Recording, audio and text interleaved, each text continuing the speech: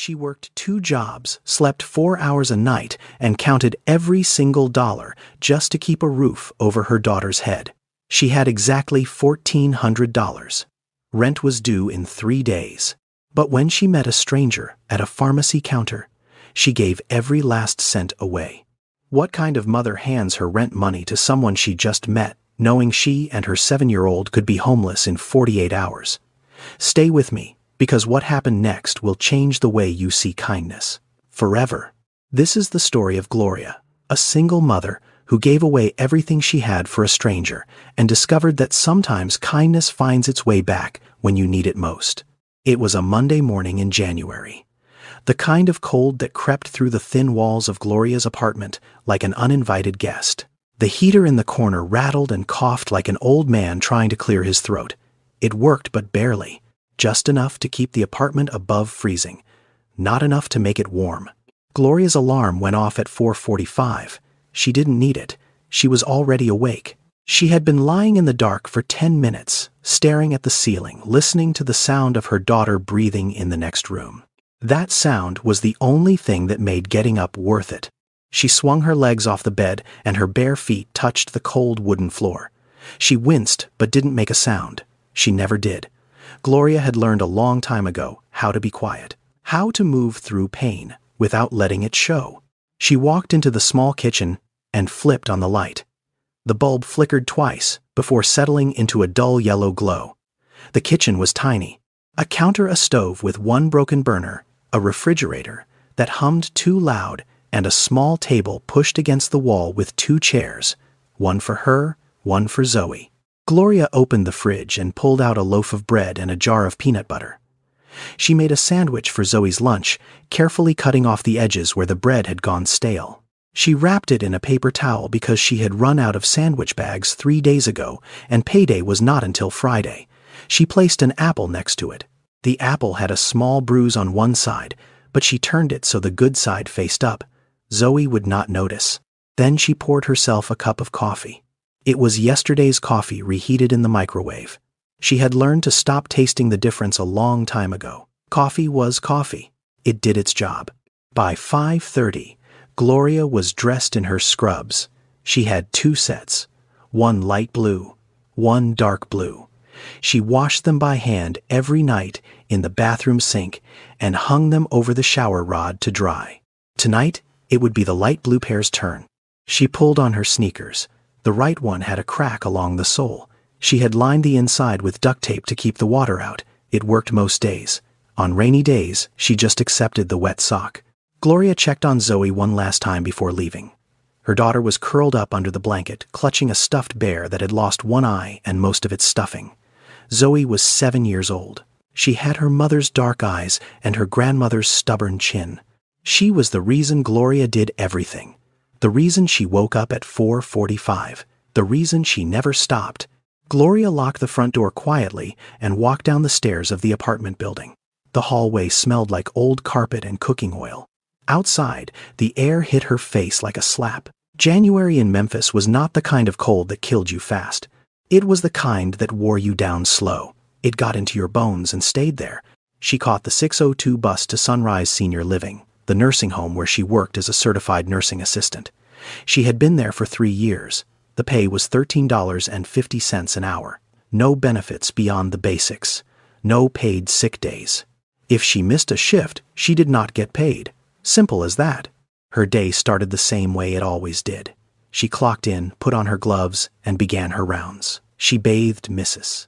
Patterson, who was 86, and could not remember her own daughter's name, but always remembered to say, "Thank you." She changed the sheets on Mr. Coleman's bed while he told her the same story about Korea he told her every single morning. She helped feed Mr. Davis, who had tremors so bad he could not hold a spoon. The work was hard. Not just on the body, but on the heart. Gloria lifted people twice her size. She cleaned things most people would not want to think about. She smiled when she was exhausted. She held hands when families could not be there. And at the end of every shift she clocked out, stretched her aching back, and went to pick up her daughter. Zoe attended an after-school program at the community center. It was free, which was the only reason Gloria could afford it. She picked Zoe up at 5:30 every afternoon. They walked home together, Zoe chattering about her day, Gloria listening and nodding, trying to push the tiredness out of her voice. Dinner was usually something simple: rice and beans, pasta with butter. Sometimes, if it had been a good week, chicken drumsticks on sale from the grocery store. Gloria always made sure Zoe ate first. She always made sure Zoe had enough. After dinner, Gloria helped Zoe with homework, ran her a bath, read her a story, and tucked her in. Then at 9 o'clock, Gloria put her scrubs back on and left for her second job. She cleaned offices in a building downtown, vacuuming, mopping, wiping desks, emptying trash cans. She worked until midnight, sometimes later. That was Gloria's life. 2 jobs, 1 daughter, 0 room for error. By the time she got home that Monday night, it was almost 1 in the morning. The apartment was quiet. Zoe was asleep.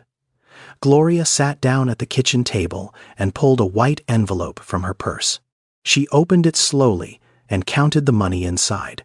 5 20s, 10 50s, a small stack of 10s and 5s. She counted it twice to make sure. $1,400. Rent was $1,200. Zoe's asthma medication was $45. The electric bill was $87 and overdue. The rest would cover food for the week. Barely. Gloria let out a long breath. Not a sigh of relief. More like a sigh of survival. She had made it. Another month. Another set of bills she could just barely cover. She placed the envelope back in her purse and leaned back in the chair. Her eyes drifted to the small shelf above the kitchen counter. There, next to a chipped coffee mug and a jar of sugar, sat a photograph in a simple wooden frame. A woman in nurse's scrubs, smiling wide, standing in front of a hospital entrance. The woman looked like an older version of Gloria. Same dark eyes, same strong jaw, same hands that never stopped working. That was Lorraine Mabry, Gloria's mother. Lorraine had been a nurse at Methodist South Hospital for 28 years, not a doctor, not an administrator, a floor nurse, the kind who showed up early, stayed late, and never once complained about it. She raised Gloria by herself, after Gloria's father left when Gloria was 5. He did not leave because of another woman, or because of some big dramatic fight. He left because he was tired of being poor, tired of trying.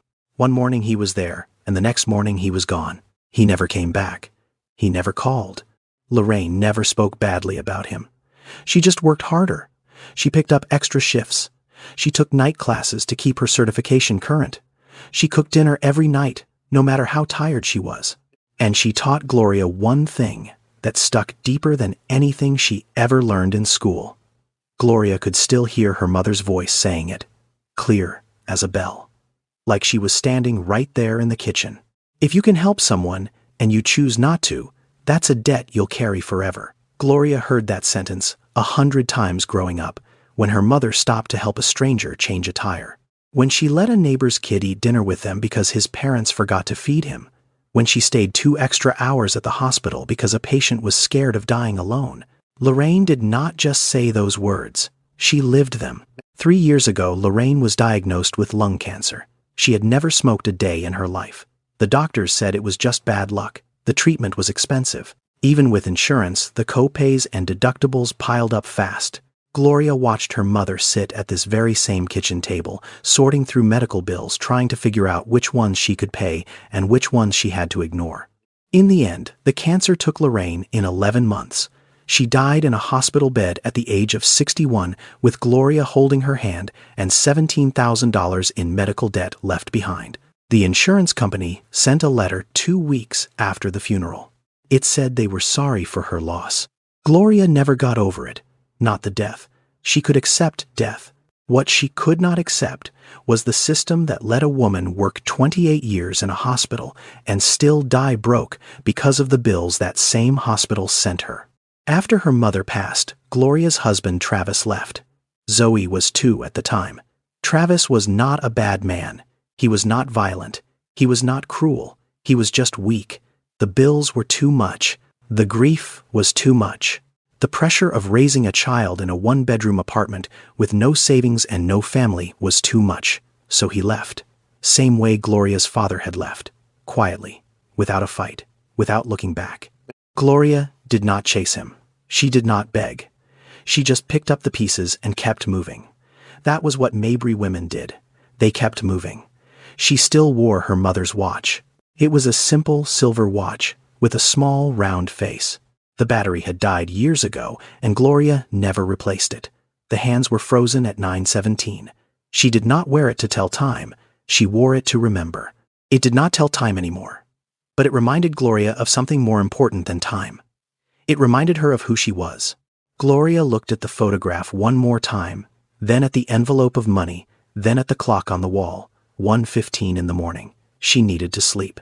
Tomorrow, she had to pick up Zoe's asthma medication from the CVS on Lamar Avenue. The inhaler prescription was ready, and Zoe was down to her last few puffs.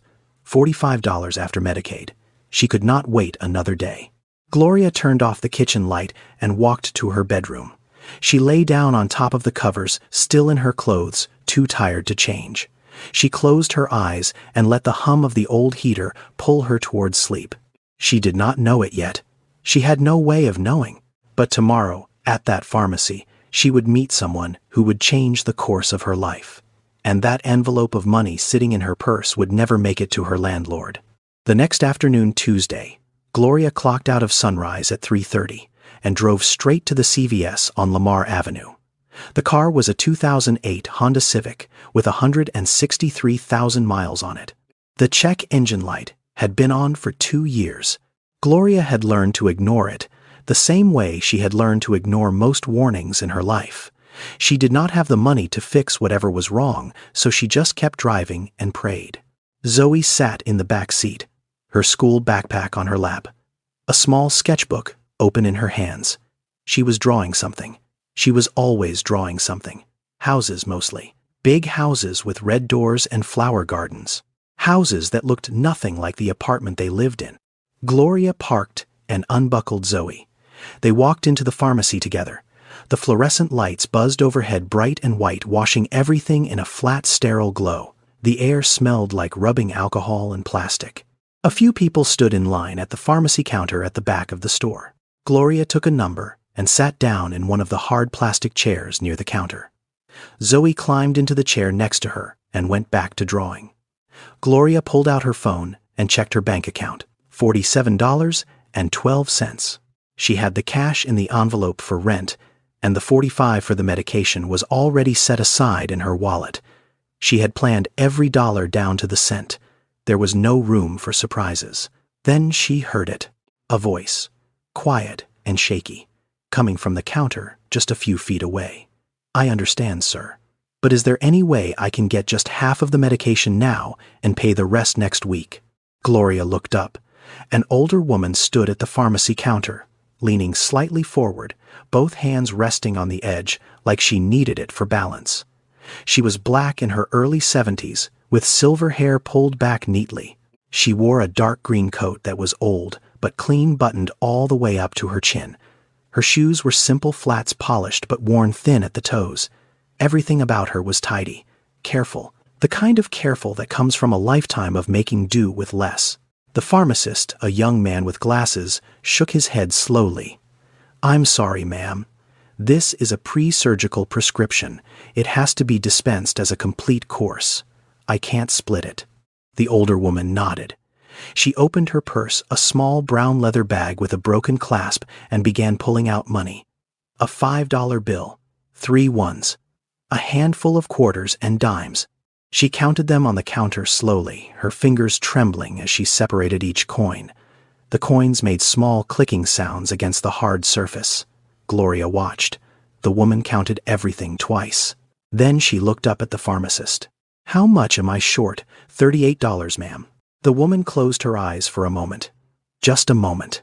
Then she opened them and began putting the money back into her purse. "I understand," she said softly. "Thank you for your time." She turned to leave, and that was when Gloria saw her hands. They were worn, calloused. The knuckles were slightly swollen, the skin rough and dry. But they moved with a certain steadiness, a practiced steadiness. Gloria knew those hands. Not these specific hands, but hands like them. She had seen the same kind of hands her entire childhood. Nurses' hands, hands that had spent decades lifting patients, adjusting tubes, holding people through pain. Gloria stood up before she fully understood why. "Excuse me, ma'am." The older woman stopped and turned around.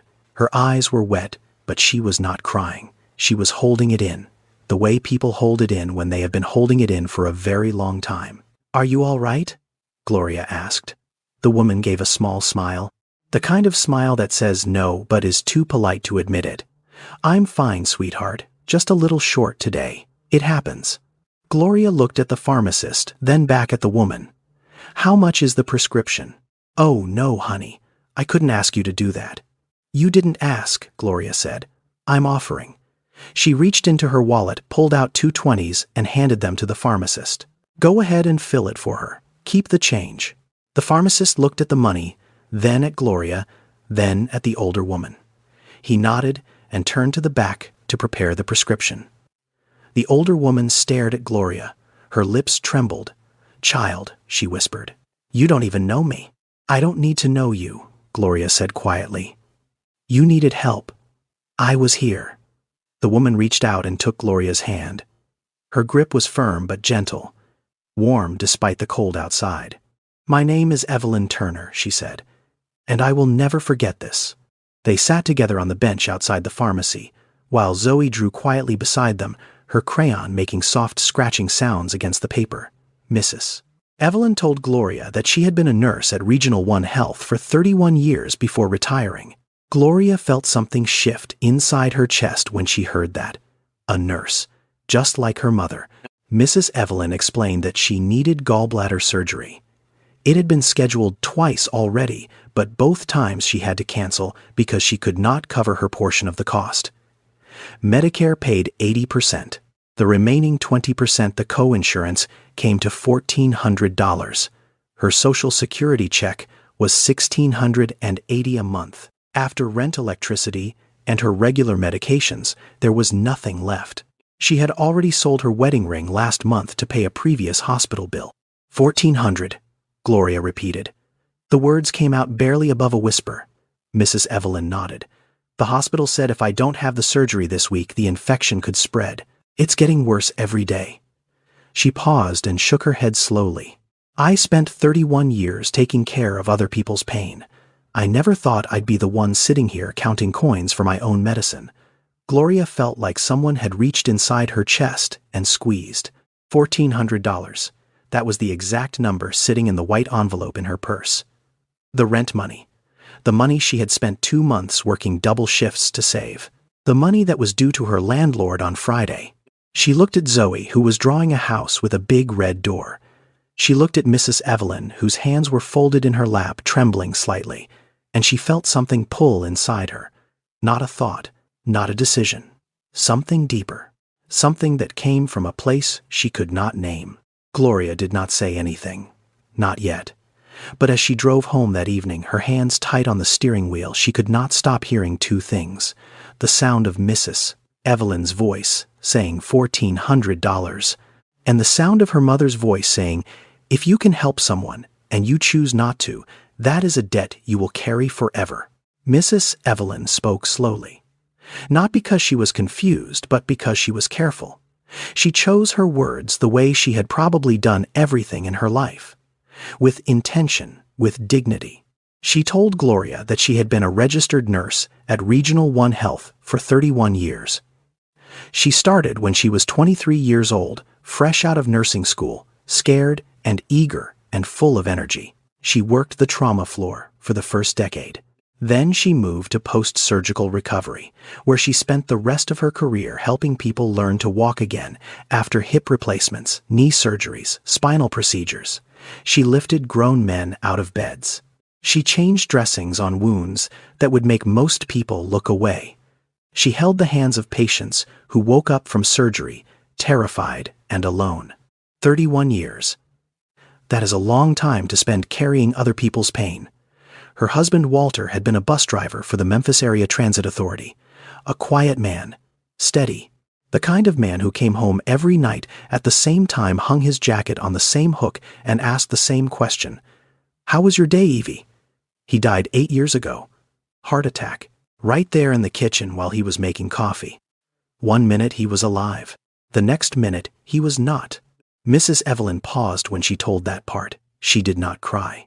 She just went quiet for a moment, the way people do when they have told the same story so many times that the tears have dried, but the ache has not.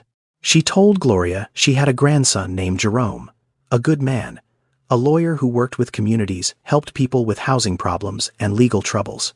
He had a wife and 2 young children. Mrs. Evelyn was proud of him. She talked about him the way grandmothers do, with light in her eyes and a lift in her voice. Gloria asked the question carefully. "Does he know about your surgery?" Mrs. Evelyn looked down at her hands. "He knows I've been having some health trouble, but he doesn't know how bad it's gotten, and I don't want him to." Why not? Mrs. Evelyn smiled. A small, tired smile. "Because I raised that boy to stand on his own 2 feet. I taught him to be strong. I can't turn around now and ask him to carry me. That's not who I am." Gloria understood that more than Mrs. Evelyn could know. She understood it in her bones. Pride was not always about ego. Sometimes pride was the only thing you had left when everything else was gone. Mrs. Evelyn explained her situation. She had Medicare Part B, which covered 80% of outpatient surgical procedures, but the remaining 20%, the co-insurance, was her responsibility, for a gallbladder removal that came to $1,400. On top of that, she needed the pre-surgical medication that Gloria had just paid for blood work that had already been done on a payment plan, and a follow-up appointment that would cost another $75.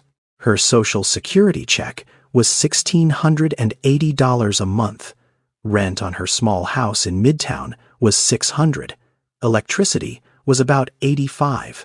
Her monthly prescriptions after Medicare Part D still came to around $140. Groceries, phone bill. The small things that added up. By the end of every month, Mrs. Evelyn had almost nothing left. Some months she had exactly nothing. She had sold her wedding ring last month, a thin gold band that Walter had saved 3 months of paychecks to buy. She sold it to a pawn shop on Summer Avenue for $210. It paid for a previous hospital bill that had gone to collections. "That ring was the only piece of Walter I had left that I could hold," Mrs. Evelyn said quietly. "But you can't wear a ring if you're dead." She opened her purse and showed Gloria what was inside. A worn photograph of Walter in his transit uniform smiling, a Medicare card, a folded church bulletin from last Sunday, and $23 in crumpled bills. "That's everything," she said, not with self-pity, just with honesty, the way you state a fact. Then she looked at Gloria and smiled again, that same sad, steady smile. "But I've had less before and still made it through. The Lord has a way of providing." Gloria looked at Zoe, who was still drawing beside them, her small hand moving the crayon back and forth across the paper in careful strokes. Then she looked at Mrs. Evelyn, at her silver hair, at her steady hands, at the way she sat up straight, even when everything inside her was probably falling apart, and she saw her mother. Not metaphorically, not in some poetic abstract way. She literally saw Lorraine Mabry sitting there, the same posture, the same quiet strength, the same refusal to ask for help even when help was the only thing that could save her. Lorraine had been like that too. She had worked through pneumonia. She had hidden bills so Gloria would not worry. She had smiled through chemo and said she was fine when she was not fine at all. Gloria's chest tightened. Something shifted inside her. It was not a thought. It was not a decision. Not yet. It was a pull, like a hand reaching up from somewhere deep and grabbing hold of her heart. She did not say anything to Mrs. Evelyn about the money. Not yet. She just wrote her phone number on the back of a CVS receipt and handed it to the older woman. "In case you need anything," Gloria said. "Anything at all." Mrs. Evelyn took the receipt and held it gently, like it was something precious. "You're a good woman, Gloria. Your mother raised you right." Gloria almost lost it right there. She blinked fast, swallowed hard, and forced a smile. She did her best. They said goodbye. Gloria buckled Zoe into the car and sat behind the wheel for a long moment before starting the engine. Her hands were shaking. Not from the cold, from something else entirely. That night, Gloria sat at the kitchen table. Again. Same chair, same dim light, same hum of the heater rattling in the corner. But everything felt different. Zoe was asleep. The apartment was quiet, too quiet. The kind of quiet that makes your own thoughts sound like shouting. The white envelope sat in front of her on the table. $1,400. She had counted it twice already, but she opened it again and spread the bills out in a row. 20s, 50s, 10s, 5s. Every single dollar earned on aching feet and sleepless nights. Rent was due Friday. $1,200. Zoe's medication, $45. The overdue electric bill, $87. That left $68 for food. Enough for rice, beans, bread, and peanut butter. Maybe eggs if they were on sale. Gloria stared at the money and felt two things pulling at her in opposite directions. If she gave the money to Mrs. Evelyn, she and Zoe would have nothing. No rent, no way to pay the electric bill, no savings, no credit card, no family to call. She had already used her one emergency option months ago when Zoe had an asthma attack and the ambulance bill ate through everything she had. There was no backup plan. There was no safety net. There was just the floor, and beneath the floor, there was nothing. She would lose the apartment. She knew what that meant. Not just moving, an eviction record. Once you had one of those, no landlord in Memphis would touch you. She had seen it happen to people at work. Good people, hard-working people. One bad month, and the system stamped a mark on them that followed them for years. And Zoe. Gloria closed her eyes and saw her daughter's face. Where would they go? A shelter. Gloria had driven past the family shelters on Poplar Avenue. She had seen the lines outside. Women holding children waiting in the cold for a bed that might not be available. She could not do that to Zoe. She could not look her daughter in the eye and explain why they did not have a home anymore. The answer was simple. Keep the money. Pay the rent. Take care of your child. That is what any reasonable person would do. Gloria picked up the envelope and placed it back in her purse. Decision made. She would pay the landlord tomorrow. She would keep her apartment. She would keep her daughter safe. That was the right thing to do. The responsible thing. She turned off the kitchen light and walked toward her bedroom. But she stopped in the hallway. Zoe's door was open a crack. Gloria looked inside. Zoe was curled up under the blanket, her small body pressed against the one-eyed stuffed bear. Her breathing was slow and steady, with that faint whistle that came when her airways tightened in the cold. Her sketchbook lay open on the pillow next to her. Gloria could see the drawing from the doorway. A house with a big red door and flowers in the yard. Gloria stood there for a long time. Then she thought about Mrs. Evelyn's hands, the way they trembled when she counted those coins on the pharmacy counter, the way they gripped the edge of the counter like she needed it to hold herself up. Those hands had spent 31 years lifting people, healing people, and now those same hands could not afford to save the body they belonged to. She thought about her mother, Lorraine, in the hospital bed 3 years ago, her skin gray, her voice thin. Gloria had sat beside her, holding her hand, listening to the beeping machines. And Lorraine had looked at her and said so quietly, "Gloria almost missed it. Don't ever let the world make you hard, baby. Promise me." Gloria had promised. She stood in the hallway between her daughter's room and the kitchen table, between fear and something bigger than fear, between what made sense and what felt right, between the mother she was and the daughter she had been. She did not sleep that night. She lay on her bed with her eyes open, staring at the ceiling, running the numbers over and over in her head. Every calculation ended the same way.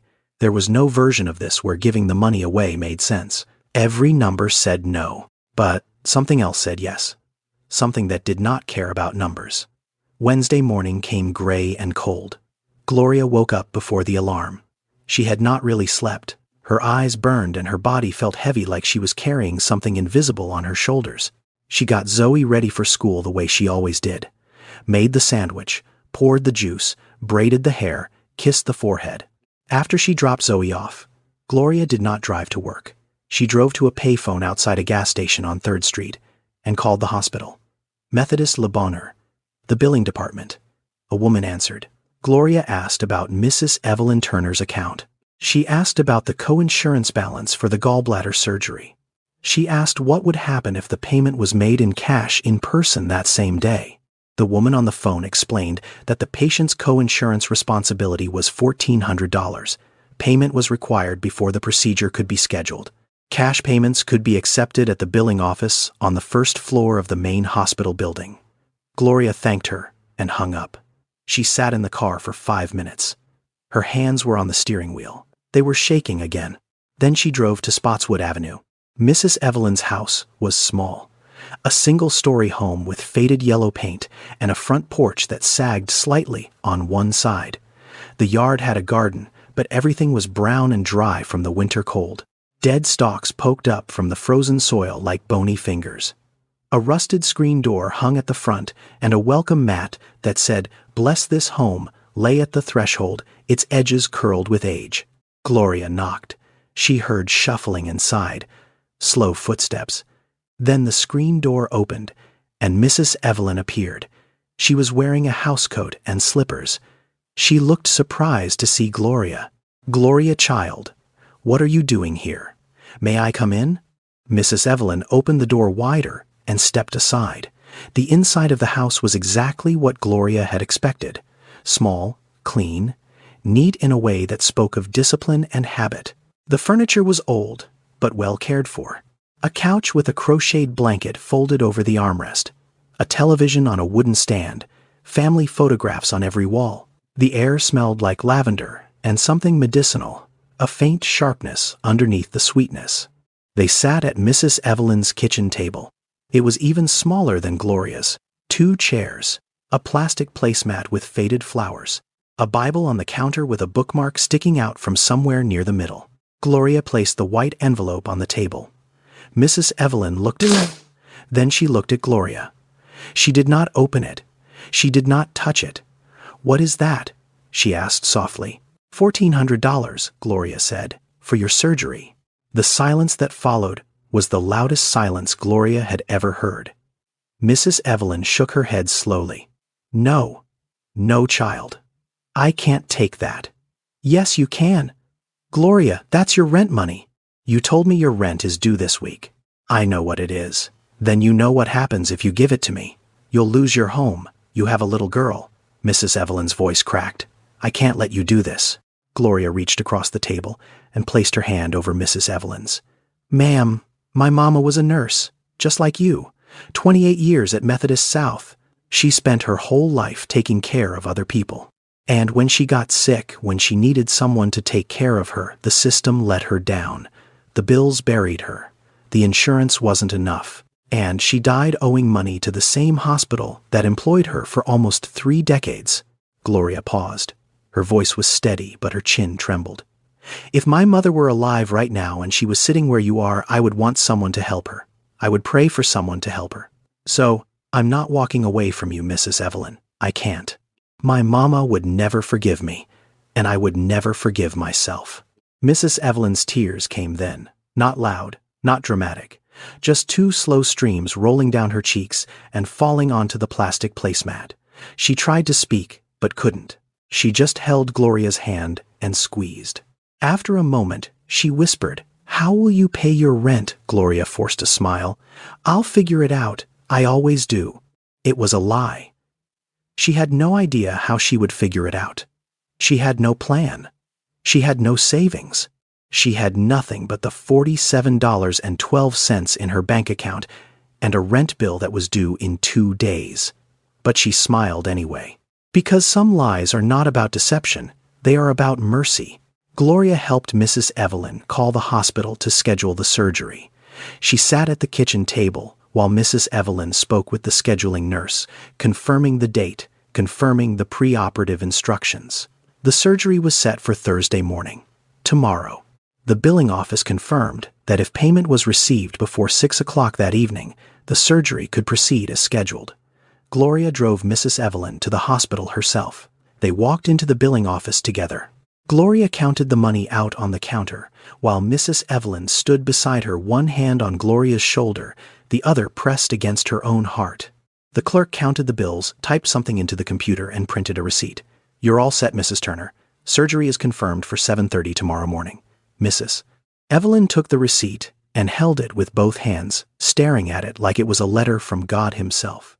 On the drive back to Spotswood Avenue, Mrs. Evelyn was quiet for a long time. Then she reached over and placed her hand on Gloria's arm. "I spent my life helping people walk again," she said. "Helping them breathe again. Helping them live again. And now you're the one helping me." She paused. "God works in circles, child. Don't you ever forget that." Gloria nodded. She could not speak. Her throat was too tight. She dropped Mrs. Evelyn off at her house and watched the older woman walk slowly up the porch steps, holding the railing with one hand and the receipt with the other. At the door, Mrs. Evelyn turned and waved. Gloria waved back. Then she drove away. Her hands shook on the steering wheel the entire way home. The envelope in her purse was empty. The money was gone. All of it. Every dollar she had worked 2 jobs and 60-hour weeks to save. Gone. Given to a woman she had met 24 hours ago at a pharmacy counter. Gloria pulled into the parking lot of her apartment building and turned off the engine. She sat there in the silence. The car ticked as the engine cooled. Outside, the sun was going down, painting the sky in dull shades of gray and pink. January in Memphis. Cold and indifferent. Gloria looked at her phone. $47.12 in her checking account. Rent due Friday, $1,200. The math was not complicated. It was impossible. Gloria did not feel like a hero. She felt terrified.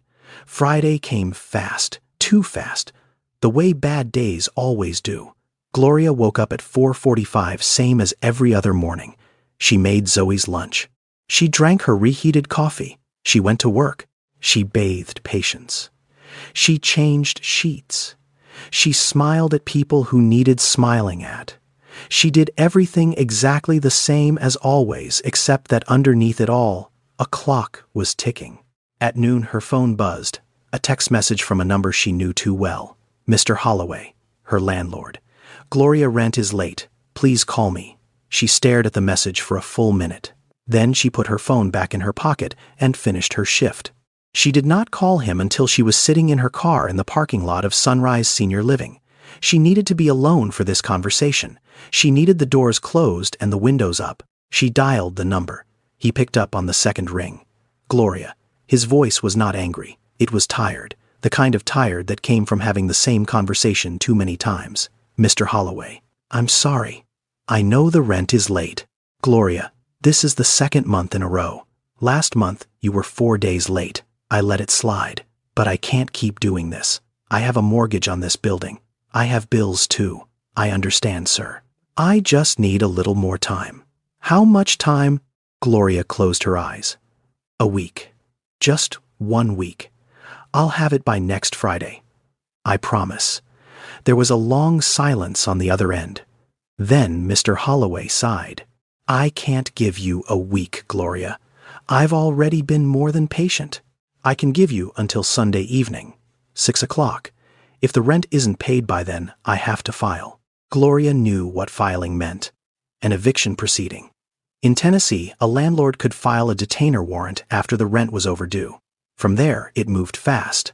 A court hearing, a judgment, a record that would follow her for 7 years. And once you had an eviction on your record, finding another landlord willing to rent to you was nearly impossible. Most applications ask the question right there on the first page. Have you ever been evicted? 1 word. Yes. And the door closed before you could explain. It was a trap, a quiet legal trap that caught millions of families every year. You fell behind once, and the system made sure you stayed behind. "I understand," Gloria said. "Thank you for giving me until Sunday. I'm not trying to be the bad guy here, Gloria. I hope you know that." "I know, Mr. Holloway." He hung up. Gloria sat in the car. The engine was off. The windows were foggy from her breath. She looked at herself in the rearview mirror. Red eyes, dry lips, dark circles that no amount of sleep could fix, not that she had been sleeping anyway. "What have I done?" she whispered to the empty car. She thought about Zoe. She thought about the family shelters she had driven past on Poplar Avenue. The women standing in line with their children in the cold, holding garbage bags full of clothes. She thought about Zoe's face if they had to sleep somewhere that was not their home. The questions she would ask. "Mama, why are we here? When are we going home?" What would Gloria say? How do you explain to a 7-year-old that your mother gave away the rent money to a stranger. Her chest hurt, not her heart. Her actual chest. A physical tightness that made it hard to breathe. But then somewhere beneath the panic, she heard another voice. Not her own. Mrs. Evelyn's. God works in circles, child. And her mother's. From the hospital bed 3 years ago. Don't ever let the world make you hard. Gloria gripped the steering wheel until her knuckles turned white. She took one breath, then another. I did the right thing, she whispered. I have to believe I did the right thing. She started the car and drove to pick up Zoe. The clock was ticking now. 48 hours. Sunday at 6 o'clock. After that, everything Gloria had built, the apartment, the stability, the small, safe world she had created for her daughter, all of it would be gone. And Gloria had no idea how to stop it. Gloria did not sit around waiting for a miracle. That was not who she was. Mabry women did not wait. They moved. Saturday morning before Zoe woke up, Gloria called her supervisor at Sunrise Senior Living. Her name was Karen. A decent woman, fair mostly. Gloria had never asked her for anything in 3 years. Karen, I'm sorry to bother you on the weekend, but I need to ask you something. Is there any way I can get an advance on my next paycheck, even just part of it? I'm in a really tough spot. There was a pause on the other end.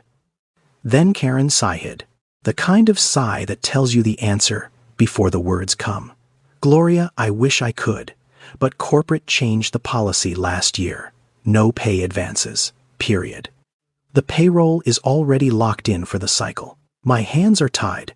I understand, Gloria said. Is everything okay? Yes, ma'am. Everything's fine. Thank you. Gloria hung up. She stared at her phone for a moment. Then she dialed another number. Denise picked up on the third ring. Denise was the closest thing Gloria had to a best friend. They had worked together at Sunrise for 2 years. Denise was a single woman, no kids, but she had her own mountain of debt. Car note, student loans from a nursing program she never finished. Credit cards she was still paying minimum on. Girl, what's wrong? Denise could hear it in Gloria's voice before Gloria even said anything. Gloria told her. Not all of it, just enough. She needed $1,200 by tomorrow. She could not explain why. She just needed it. The silence on the other end lasted a long time. Gloria, Denise said quietly. You know if I had it, I'd give it to you without even thinking. You know that, right? I know. I'm $800 behind on my car payment. They already called twice this week threatening to repo it. I got maybe $60 in my account right now. Maybe. Gloria closed her eyes. It's okay, Denise. I shouldn't have asked. Don't say that. Don't ever say that. You can always ask me.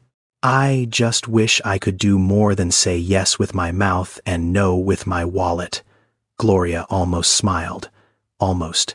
Thank you, Denise. Whatever you're going through, you're going to get through it. You hear me, I hear you. Gloria hung up and sat on the edge of her bed. 2 doors closed. She needed to keep trying. She got dressed and drove to the pawn shop on Summer Avenue. It was a small, narrow store, wedged between a laundromat and a check cashing place. The kind of place where people brought their last valuable things when they had no other options. The sign outside said cash for gold electronics jewelry. Gloria walked in. The man behind the counter was heavy-set with glasses and a bored expression. He looked at her the way people in pawn shops look at everyone, like he already knew the story before she told it. Gloria looked down at her wrist. Her mother's watch, the silver face, the frozen hands at 9:17. She unclasped it slowly and placed it on the glass counter. The man picked it up, turned it over, held it under the light. He checked the back. He opened it with a small tool. Then he set it down. I can give you $50 for it. Maybe? It's not worth much. No brand name. Battery's dead. The clasp is loose. $50. Gloria stared at the watch on the counter. $50 would not save her. It would not even cover 1 day of food and bus fare. But that was not why she hesitated. She picked the watch up. She held it in her palm. The metal was still warm from her skin. Never mind, she said quietly. I changed my mind. She put the watch back on her wrist and walked out. Some things were not for sale. Not because they were worth a lot of money, but because they were worth everything that money could not buy. That afternoon, Gloria drove to the Riverview Community Center on South 3rd Street. She had heard that they offered emergency assistance. She signed in at the front desk and waited 40 minutes in a plastic chair under buzzing fluorescent lights. A woman named Tamika finally called her name. She was kind, but clearly overworked. Stacks of folders covered her desk. The phone rang twice while they talked. Gloria explained her situation. She needed help with rent, emergency funds, anything. Tamika typed something into her computer and shook her head slowly. The Emergency Rental Assistance Program ran out of funding 3 weeks ago. We're waiting on a new allocation from the state, but it could be 4 to 6 weeks before any money comes through. I can put you on the wait list, but I have to be honest with you. There are over 200 families ahead of you. 4 to 6 weeks. Gloria needed the money by tomorrow. Is there anything else? Gloria asked. Any other program? Tamika gave her 2 phone numbers. One for a church-based fund that gave out small grants. The other for a legal aid organization that helped with eviction defense. Call them Monday morning, Tamika said. They're closed on weekends. Monday. Gloria's deadline was Sunday. She drove home. At a red light, her phone lit up with a notification. An ad. Bright letters on a yellow background. Need cash fast. Get up to $1,200 deposited in your account today. Apply in 2 minutes. Payday loan. Gloria had seen these ads 100 times. She had never clicked on one, but today she stared at it longer than she should have. She looked at the fine print at the bottom. Annual percentage rate, 391%. If she borrowed $1,200, she would owe close to $1,800 within 2 weeks. And if she could not pay it back in 2 weeks, which she knew she could not, the interest would keep growing, compounding, eating her alive. She had seen it happen to people at work. Denise had a coworker who took out a payday loan for $500 3 years ago. She was still paying it off. The balance had grown to over $2,000. Gloria closed the ad. That was not help. That was a trap dressed up in bright colors. She had tried everything. Every door she knocked on was locked. Every hand she reached for was empty. Every system that was supposed to help was either too slow, too broke, or too far away. By Saturday evening, Gloria had nothing left to try. She sat on the kitchen floor with her back against the refrigerator. The linoleum was cold against her legs. The heater rattled. Zoe was in her room drawing. Gloria did not cry. She was past crying. Crying required energy, and she had none left. She just sat there, staring at the floor, feeling the weight of 24 hours pressing down on her shoulders like a slab of concrete. Tomorrow, 6 o'clock. That was all the time she had left. Saturday morning started with eggs. Gloria cracked 2 into the pan and scrambled them slowly the way Zoe liked. She made toast with the last of the butter and poured a glass of orange juice. She set it all on the table like it was a normal Saturday. Like everything was fine, Zoe came out of her room, rubbing her eyes still in her pajamas, her stuffed bear tucked under one arm. She saw the table, and her face lit up. "Eggs, Mama. We never have eggs on Saturday." "Special day," Gloria said. She smiled.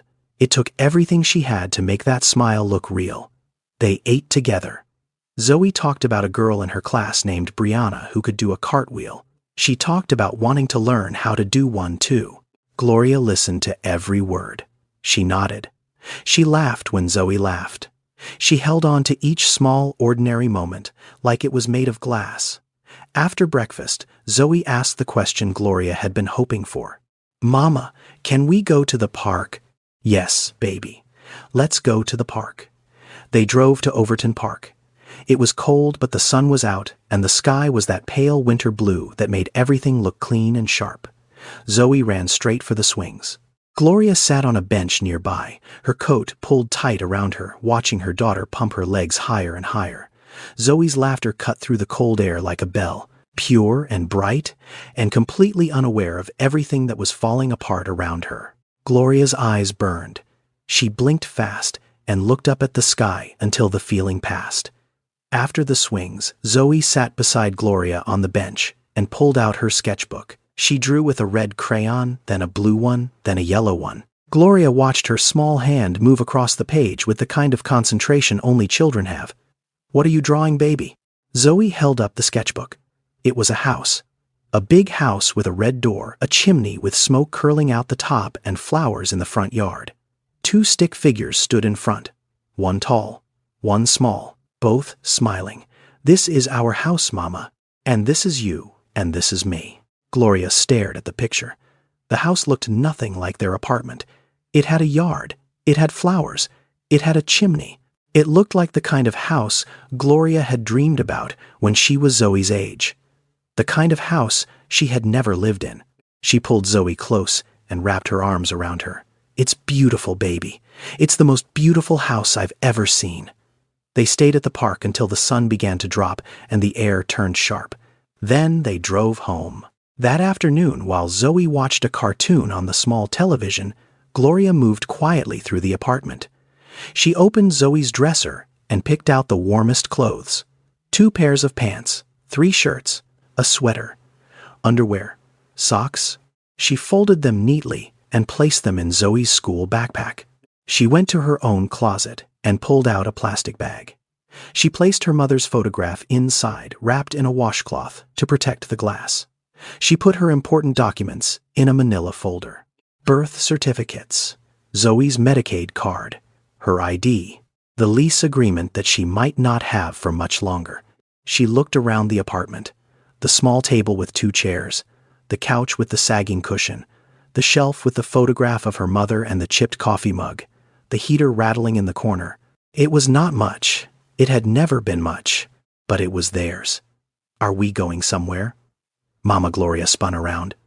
Zoe was standing in the hallway holding her stuffed bear, looking at the backpack. Gloria swallowed. "No, baby. Just organizing. Go brush your teeth. It's almost bedtime." Zoe looked at her for a moment longer. Then she turned and walked to the bathroom. Gloria closed her eyes and pressed her hand against the wall to steady herself. That night, Gloria lay in Zoe's small bed next to her daughter. It was something she did sometimes on hard nights. Zoe was curled on her side, the bear tucked under her chin, her breathing slow and easy. Mama Zoe whispered in the dark, "Yes, baby, I love our home." Gloria felt something crack inside her chest. Not break, crack, like ice on a pond that is about to give way. "I love it too, baby. I love it too." Zoe fell asleep within minutes. Gloria did not. She lay there in the dark, listening to her daughter breathe, feeling the small, warm body pressed against hers. Outside, the wind picked up. She could hear it, pushing against the windows, rattling the old frames. A dog barked somewhere down the street. A car passed its headlights, sweeping across the ceiling and then disappearing. Tomorrow. It all ends tomorrow. Gloria slid her hand over and found Zoe's hand. It was so small, so warm. She held it gently, careful not to wake her. Gloria closed her eyes, but did not sleep. She just held her daughter's hand and waited for the sun. At that same moment, across town in a hospital room on the 4th floor of Methodist Le Bonheur, Evelyn Turner was awake. The surgery had been 2 days ago, Thursday morning, 7:30, just as scheduled. The doctors said it went well. The infected gallbladder was removed without complications. Mrs. Evelyn would need to rest for a few weeks, but she would recover fully. For a 72-year-old woman, she was strong. The nurses said she was one of the easiest patients they had ever had. She never complained. She never pressed the call button unless she truly needed something. She thanked everyone who walked into her room, from the surgeon to the woman who mopped the floor. That was Evelyn Turner. 31 years of being on the other side of that bed had taught her exactly how to be a good patient. She was sitting up now, propped against 2 pillows, a thin hospital blanket pulled over her lap. The room was quiet, except for the soft beeping of the monitor next to her bed. An IV line ran into her left hand. A cup of water sat on the tray beside her, half empty. She was thinking about Gloria. She had been thinking about Gloria since the moment she woke up from the anesthesia. The first face she saw was a nurse asking her to count backwards from 10, but the face she saw in her mind was Gloria's. Standing in her kitchen, placing that white envelope on the table, saying those words that Mrs. Evelyn could not get out of her head. "My mama was a nurse just like you." Mrs. Evelyn wiped her eyes with the back of her hand. She had cried more in the past 3 days than she had cried in the past 3 years. At 2 o'clock that Saturday afternoon, the door opened and a man walked in. He was tall, broad-shouldered, but lean. He wore a simple blue button-down shirt, no tie, and dark slacks. His shoes were clean but not expensive. He carried a small paper bag from the cafeteria in one hand and a bouquet of flowers from the hospital gift shop in the other. Jerome Washington, 38 years old, Mrs. Evelyn's only grandson. Jerome was not a billionaire. He was not rich. He was not famous. He was a community legal aid attorney who ran a small nonprofit called Memphis Community Legal Center. He helped families fight evictions. He helped workers file wage theft claims. He helped people navigate systems that were designed to be confusing. His salary was modest. His office was small. But his knowledge was vast, and his network ran deep into every corner of Memphis social services. He set the flowers on the windowsill and kissed his grandmother on the forehead. "How are you feeling today, Grandma?" "Better," she said. "Much better." He sat down in the chair beside the bed and opened the paper bag. He had brought her a container of chicken soup and a bread roll. She smiled, but did not reach for it. "Grandma, you need to eat." "I will. But first, I need to tell you something." Jerome leaned forward. He knew that tone. It was the tone his grandmother used when something was sitting heavy on her heart. Mrs. Evelyn told him everything.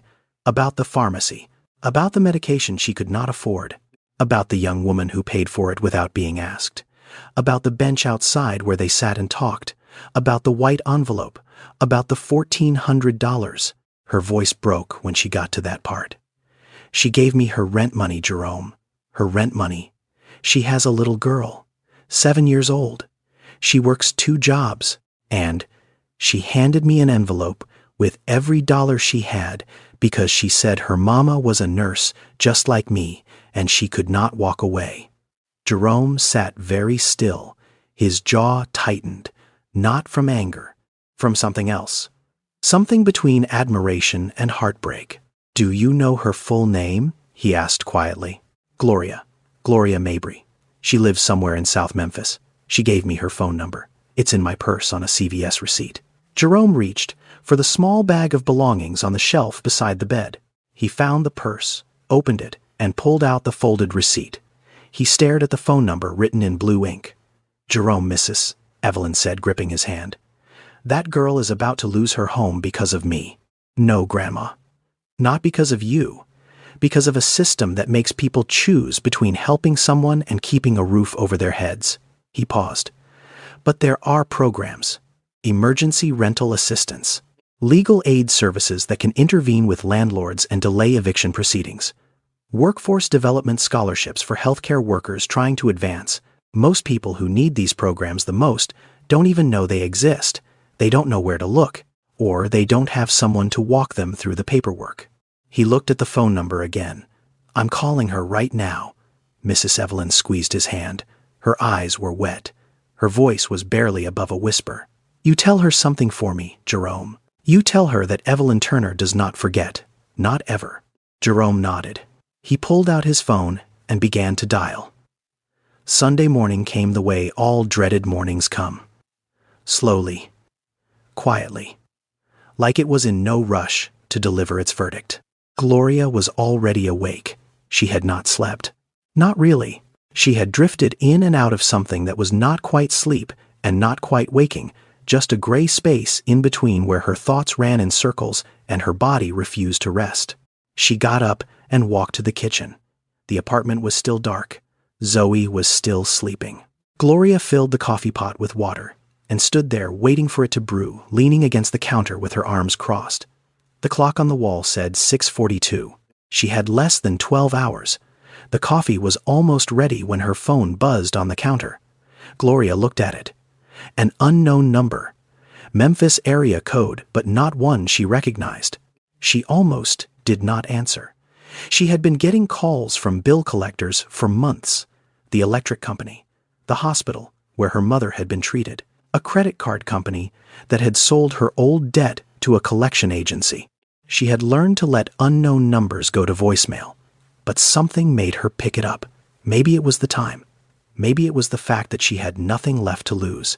Maybe it was just instinct. Hello, good morning. Am I speaking with Gloria Mabry? The voice was male, calm, professional but warm, not a bill collector. Bill collectors had a certain sharpness in their tone, a practiced impatience. This voice did not have that. Yes, this is Gloria. Who is this? Ma'am, my name is Jerome Washington. I'm Evelyn Turner's grandson. Gloria's breath caught. She gripped the edge of the counter. For a moment, she could not speak. Her mind went straight to the worst possibility. Is she okay, is Mrs. Evelyn okay? She's doing well, Jerome said. The surgery was successful. She's recovering. She's going to be just fine. Gloria closed her eyes. A wave of relief washed through her body so strong it almost knocked her sideways. Thank God, she whispered. Ma'am, my grandmother told me what you did. She told me everything. About the pharmacy, about the money, about your rent. Gloria stiffened, her jaw tightened. Sir, I didn't do it for anything in return. I don't need anything from you. I know, Jerome said. His voice was gentle. Patient, that's exactly why I'm calling. There was a pause. Gloria could hear the sound of a hospital in the background. A distant intercom. The beep of a monitor. Gloria, I'm a community legal aid attorney. I run a small nonprofit here in Memphis called the Community Legal Center. I work with families every single day who are facing exactly what you're facing right now. Eviction. Medical bills. Impossible choices between paying for one thing and losing another. Gloria did not respond. She just listened. There is a program through the Tennessee Housing Development Agency called Emergency Housing Assistance. It's a state-funded program that covers rent payments for families experiencing a financial emergency. If you qualify based on income, and from what my grandmother told me you do, they can issue a payment directly to your landlord within 5 to 7 business days. I can help you file the application today, right now. This morning, Gloria felt her legs go weak. She reached behind her and pulled out the kitchen chair. She sat down hard. I don't understand, she said. I went to the community center. They told me the program was out of funding. They told me there was a 6-week wait list. The community center administers one specific federal fund. That fund is out of money, but the state has a separate allocation that's still active. Most community centers don't even know about it because it's administered through a different agency. I only know about it because my office processes these applications every week. Gloria pressed her hand against her forehead. Her eyes were burning. There's something else, Jerome continued. Methodist Le Bonheur has a Workforce Investment Act scholarship program for certified nursing assistants who want to pursue a registered nursing degree. Full tuition. Book stipend. Flexible scheduling for working parents. My grandmother tells me you're a CNA. If that's true, you'd be a strong candidate. Gloria could not speak. Her throat had closed. Gloria, are you still there? I'm here, she managed. Her voice broke on the second word. I know this is a lot to take in, and I know you didn't ask for any of this, but my grandmother spent 31 years helping people she didn't know. And you spent your rent money helping a woman you met at a pharmacy counter. Where I come from, that's not charity, that's community, and community takes care of its own. The tears came then, not the kind she had been fighting all week, not the sharp panic tears of someone drowning. These were different. These were warm. They came from a place deeper than fear. They came from the place where hope had been buried so long she had forgotten it was there. Gloria sat in the kitchen chair and cried. She cried the way you cry when someone finally sees you, when someone finally says the thing you have been waiting your whole life to hear. You are not alone. There is a way through, and someone is going to help you find it. She was sitting on the kitchen floor now, the same floor where she had sat 2 nights ago in the dark, with her back against the refrigerator, too exhausted to cry. But this time, the light was different.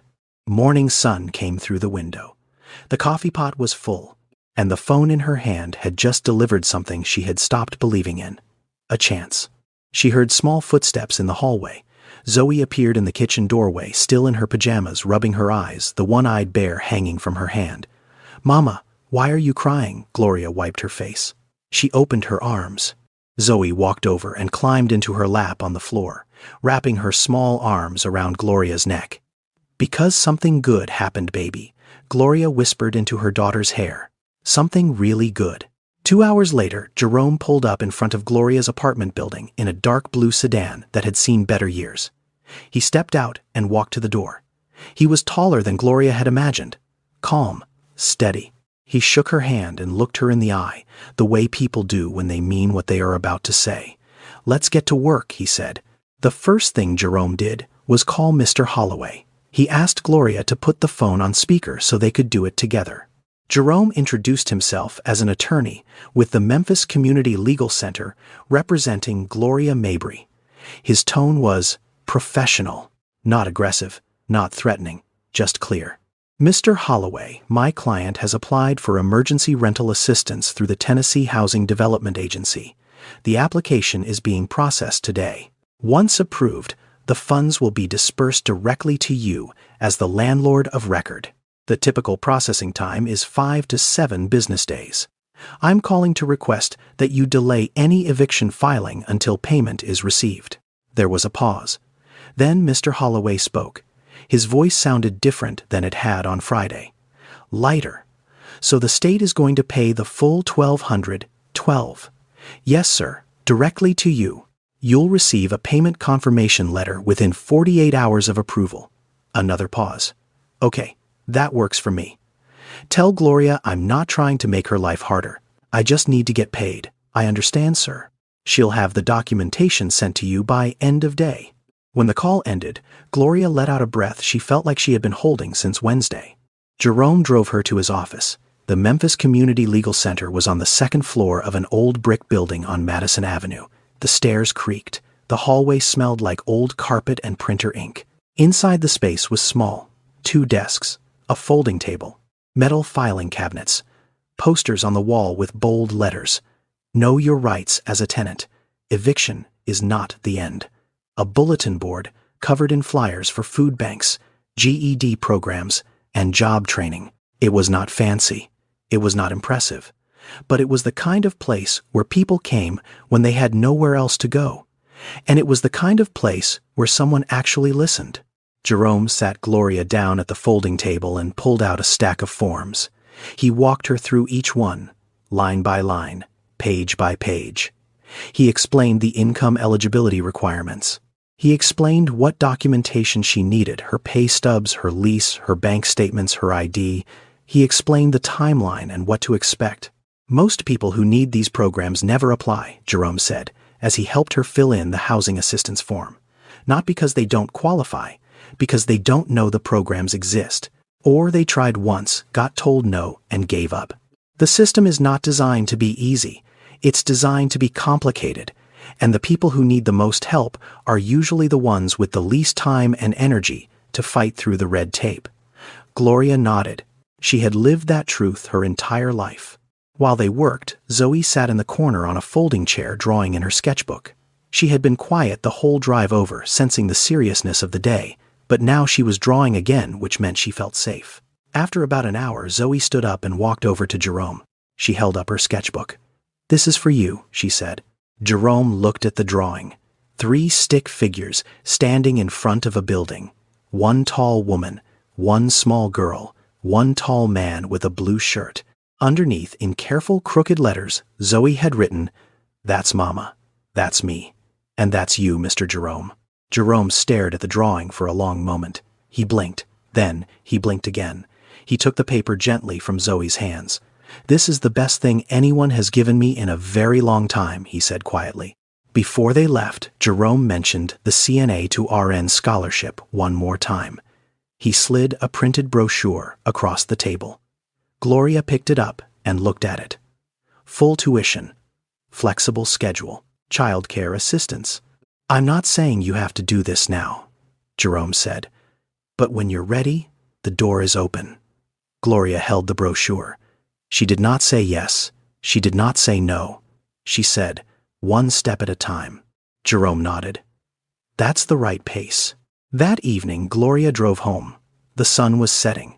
The sky over Memphis was streaked with orange and purple, the kind of sky that looked like it was painted just for her. She put Zoe to bed, read her a story, kissed her forehead, turned off the light. Then she walked to the kitchen and sat down at the table. The same chair, the same dim light, the same hum of the heater. But the weight was different. The air was different. The empty white envelope still sat in her purse. But for the first time all week, it did not fill her with dread. Gloria looked at the photograph of her mother on the shelf. She smiled. "Mama," she whispered, "I think you were right. It does come back in circles." 2 weeks passed. The emergency assistance payment went through on a Thursday morning, $1,200 wired directly to Mr. Holloway's account from the Tennessee Housing Development Agency. He sent Gloria a text message that afternoon. Short and simple. Payment received. "We're good, thank you."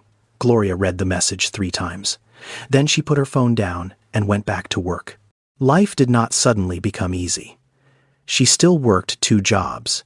She still made Zoe's lunch with peanut butter sandwiches. She still drank reheated coffee and wore sneakers with duct tape inside. But something had shifted, not her circumstances, not yet, her shoulders. She carried them differently now, a little higher, a little lighter. On a Saturday afternoon in early February, Gloria and Zoe drove to Spotswood Avenue. Gloria carried a small paper bag from the bakery down the street. Inside was a pound cake. It was not expensive, but it was homemade, and Gloria had learned from her mother that you never show up to someone's home empty-handed. Zoe carried a rolled-up piece of paper, tied with a yellow ribbon. Mrs. Evelyn opened the front door before they even knocked. She must have been watching from the window. She looked different than the last time Gloria had seen her, stronger. Her skin had more color. She wore a soft lavender cardigan and slippers, and her silver hair was pinned back neatly. She stood straighter. The pain that had been pulling her down for months was gone. She did not say a word. She just stepped forward and wrapped her arms around Gloria.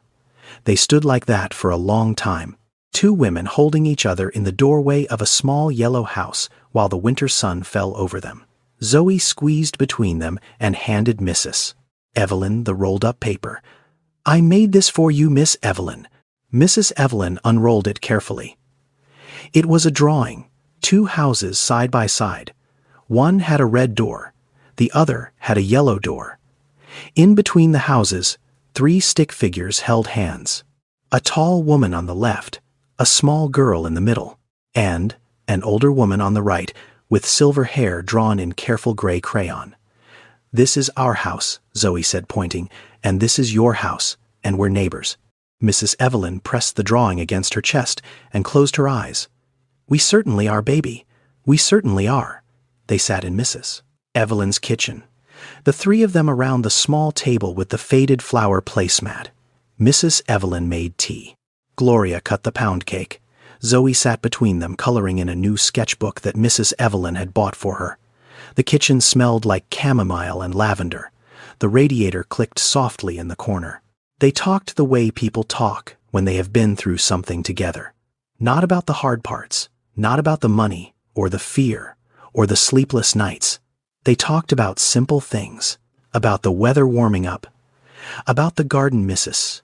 Evelyn wanted to plant in the spring, about Zoe's school and the cartwheel she was still trying to learn. Then Mrs. Evelyn set down her tea and looked at Gloria. "Tell me about your mother, child. You said she was a nurse." Gloria smiled. It was a sad smile, but a real one. Her name was Lorraine Mabry. She worked at Methodist South for 28 years. Started right out of nursing school. She was a floor nurse. Trauma first, then recovery. She never wanted to be anything else. Mrs. Evelyn listened carefully. Then she stood up slowly from her chair and walked to the bookshelf in the living room. She pulled out an old photo album, thick and heavy, with a cracked leather cover. She carried it back to the table and sat down. She opened the album and turned the pages slowly past pictures of Walter, in his transit uniform, past birthday parties and church picnics, and faded Polaroids of people Gloria did not know. She stopped at a page near the middle. "Tennessee Nurses Association," she said. "Annual Conference, 2009, downtown Memphis." She pointed to a group photograph. 3 rows of women in professional attire standing in front of a hotel ballroom. 30, maybe 40 faces. "Is this her Mrs.?" Evelyn asked, placing her finger gently under a woman in the second row. 3rd from the left. Gloria leaned in. Her heart stopped. It was her mother, Lorraine Mabry. Younger, thinner. Smiling that wide, easy smile Gloria remembered from before the cancer took it away. She was wearing a navy blazer and a small pin on her lapel. She looked happy. She looked healthy. She looked alive. And standing in the same row 5 people to the right was Evelyn Turner, younger too, straighter, her hair still dark. Both women in the same photograph at the same event, in the same profession, in the same city. They probably never spoke to each other that day. They probably passed each other in the hallway without a second glance, just 2 nurses among dozens. But now, 17 years later, their lives had collided through a moment of kindness at a pharmacy counter. Through a daughter who could not walk away, Gloria touched the photograph with her fingertip. She traced the outline of her mother's face. "She looks so young," she whispered. Mrs. Evelyn placed her hand over Gloria's. "She raised a good daughter. A daughter who does what's right, even when it costs her everything. That didn't come from nowhere. That came from her." Gloria could not speak. She just nodded and wiped her eyes with the back of her hand. Zoe looked up from her coloring.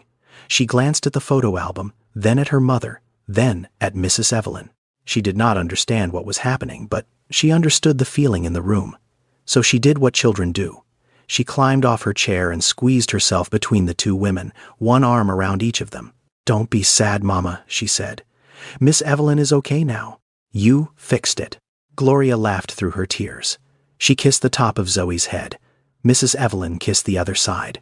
3 women, 2 generations, 1 thread of kindness stitched through all of them. 6 months later, Gloria's life looked different. Not unrecognizable, not like a movie montage where everything changes overnight, but different in the ways that matter. She had enrolled in the CNA to RN program at Methodist Le Bonheur. Classes 2 days a week. Clinical rotations 1 day a week. The scholarship covered tuition books and a small monthly stipend that was just enough to replace her night cleaning job. She no longer worked 2 jobs. For the first time in years, Gloria slept at night. Actual sleep. The kind where you close your eyes and do not open them again until morning. She still worked at Sunrise Senior Living. She still made $13.50 an hour. She still wore the same 2 pairs of scrubs, though she had bought a 3rd pair from a thrift store on Poplar Avenue. She still drove the 2008 Civic with the check engine light that had been on since before she could remember. The problems did not disappear, but the direction changed. And sometimes direction is everything. Mrs. Evelyn had become a permanent fixture in their lives. Every Saturday, Gloria dropped Zoe off at the yellow house on Spotswood Avenue. Mrs. Evelyn taught Zoe how to make cornbread from scratch. She taught her how to plant tomato seeds in small cups and set them by the window where the sun came in. The garden was green again. Spring had arrived, and with it everything Mrs. Evelyn touched seemed to bloom. Zoe called her Miss Evelyn. Then she started calling her Grandma Evie. Mrs. Evelyn never corrected her. She just smiled wider. Gloria and Jerome stayed in touch. Not as anything romantic, not as a fairy tale, as something more grounded than that.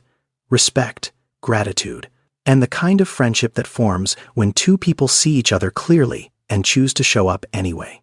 Jerome invited Gloria to volunteer at the Memphis Community Legal Center 1 evening a week.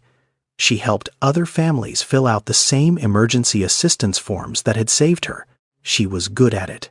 Not because she had any legal training, but because she knew what it felt like to sit in that chair. She knew the shame of asking for help. She knew the confusion of staring at a government form that seemed designed to make you give up. And she knew how to say the one thing that mattered most: you are not alone. One Tuesday afternoon in July, Gloria was at the center sorting paperwork when the front door opened. A young woman walked in. She was maybe 25, thin, tired in a way that went deeper than sleep. She wore a faded t-shirt and jeans that did not fit quite right. She was carrying a toddler on one hip, a diaper bag over the other shoulder, and in her free hand a crumpled piece of paper. She stood in the doorway, looking around the small office like she was not sure she was in the right place. Like she was not sure she deserved to be there. "Can I help you?" Gloria asked. The woman's chin trembled. "I got an eviction notice," she said. Her voice was barely above a whisper. "I don't know what to do. I don't have anyone. I don't know where to go." Gloria looked at her. at the dark circles under her eyes, at the toddler gripping her shirt, at the crumpled paper in her hand, and she saw herself, 6 months ago, standing in her kitchen at 1 in the morning, staring at an empty envelope, wondering how she was going to keep a roof over her daughter's head. Gloria stood up. She walked over to the woman and pulled out a chair. "Sit down," she said gently. "Take a breath. Let me tell you something. 6 months ago, I was exactly where you are right now, and someone helped me. So now I'm going to help you." The woman sat down. The toddler reached for a crayon on the desk. Gloria handed it to him with a smile. And just like that, the circle continued. Not because Gloria had money, not because she had power or connections or a fancy degree, but because someone once told her that if you can help someone and you choose not to, that is a debt you will carry forever. Gloria believed that now, not just as words, as a way of living.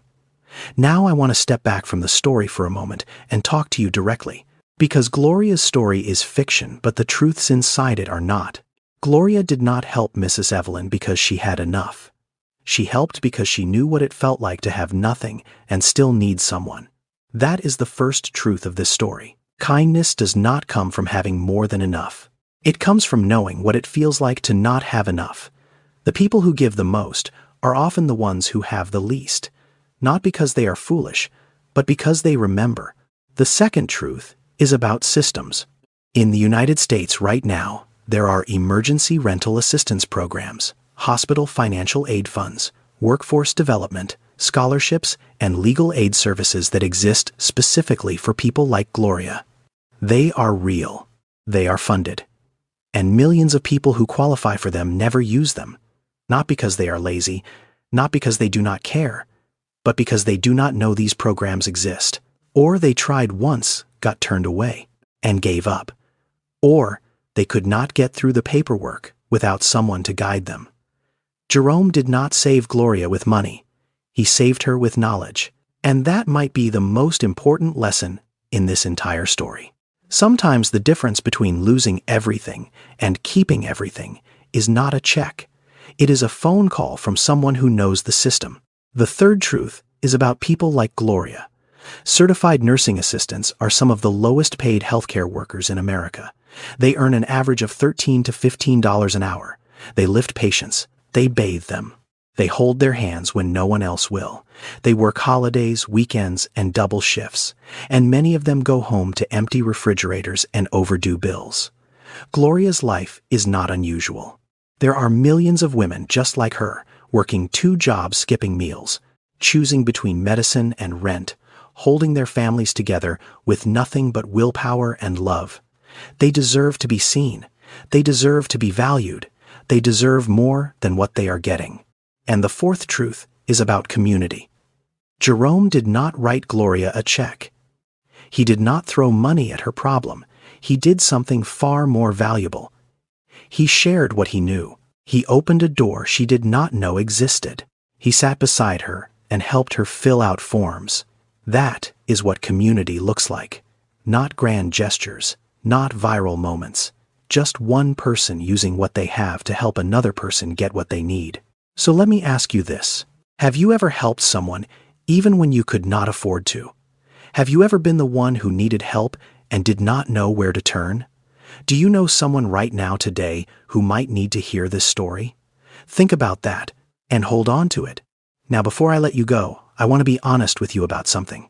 This story is a work of fiction. Gloria is not a real person. Mrs. Evelyn is not a real person. Jerome is not a real person. I created them. I gave them names and faces and voices. But the struggles they face, the medical debt, the eviction threats, the low wages, the impossible choices between helping someone and keeping a roof over your own head, those are very real. Millions of Americans live them every single day. If you or someone you know is facing eviction or drowning in medical bills, please reach out to your local legal aid office or call 211. That is a free, nationwide number that connects you to community resources in your area. Help exists. Sometimes you just need someone to show you where the door is. I want to share something personal with you. I wrote this story because I grew up watching my own mother work 2 jobs to keep our family together. I know what it feels like to sit at a kitchen table and count coins and pray they add up to enough. I know what it sounds like when the phone rings and you are afraid to answer because it might be someone asking for money you do not have. Gloria's story is not just fiction to me, it is personal. And I believe stories like these matter because they remind us of something the world keeps trying to make us forget. That kindness is never wasted, even when it costs you everything. If this story moved, you please share it with someone who needs to hear it today. You never know who is sitting at their own kitchen table right now, counting their own money, facing their own impossible choice. Your share might be the thing that reminds them they are not alone. Drop a comment below and tell me, would you have done what Gloria did? I genuinely want to know. And please subscribe to this channel and turn on the notification bell, because there is another story coming very soon. One that I think will stay with you for a long time. Thank you for being here. Thank you for watching until the very end. Thank you for being the kind of person who cares about stories like this, that says something about you, something good. Be kind, be brave, and remember, sometimes the smallest sacrifice creates the biggest miracle. You never know when the kindness you give away will find its way back to you. God bless you.